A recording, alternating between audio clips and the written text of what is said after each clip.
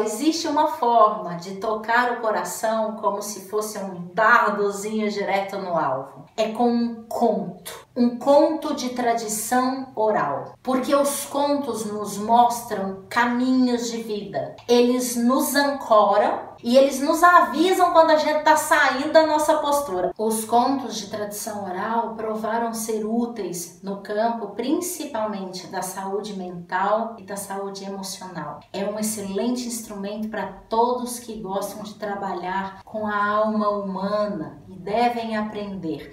Porque os contos tratam dos problemas da humanidade e são utilizados para ajudar com as nossas questões mais internas, sabe? Nossos conflitos mais internos.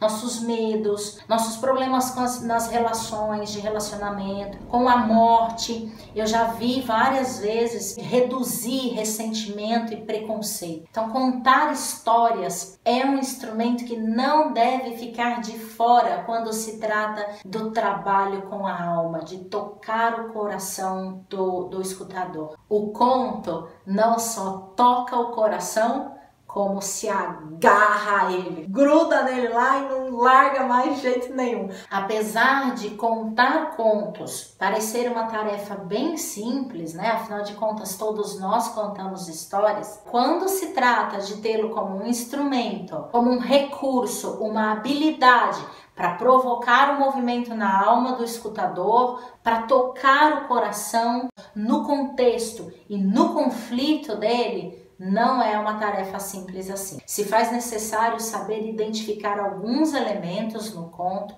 e, ao identificar, saber conduzir. Então, contar um conto para provocar movimento, para instruir, para ajudar o outro é diferente de contar para entreter. Fazer a identificação desse conflito e potencializar esse conflito na narrativa precisa recorrer a uma série de elementos-chave, sabe? Que vai ajudar a despertar as sensações e evocar as emoções. Ou seja, o conto se agarrar no coração. Esses elementos são os 5 sentidos, você conseguir trabalhar com os 5 sentidos, o toque, é fazer com que o seu escutador visualize a cena, visualize o cenário, visualize o personagem, as ações do personagem, o que eles estão sentindo, como eles estão de fato. Eu vou dar um exemplo para vocês, eu vou narrar 2 trechinhos, comecinho de uma história, um de forma mais habitual, como as pessoas costumam narrar, e outro de forma mais trabalhada. Então vamos lá. Certo dia, uma mãe estava sentada diante do berço do seu filho. Seu filho estava morrendo e ela estava tão aflita, tão cansada, com tanto sono, até que ela ouve alguém bater na porta. Ela se levanta, abre a porta e dá diante de um homem. Era inverno, fazia muito frio. O homem entra, pega o menino no colo e começa a embalar a criança. Ela vai até a lareira e coloca algo para esquentar para eles poderem beber. A mãe, cansada demais, senta-se na cadeira e por um segundo ela abaixa a cabeça e pega no sono. Ao acordar, não havia ali nem homem e nem bebê.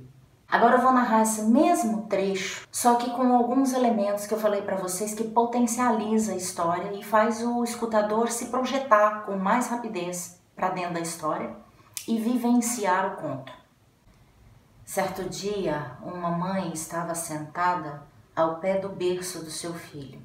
Ela apoiava no berço e olhava seu filho lá dentro, pálido, que respirava com tanta dificuldade e às vezes tão profundamente que parecia gemer. Mas a aflição da mãe era ainda maior. Fazia 3 dias que ela não dormia, cuidando do seu bebê, cuidando dos últimos minutos. Até que ela ouve alguém tocando na porta.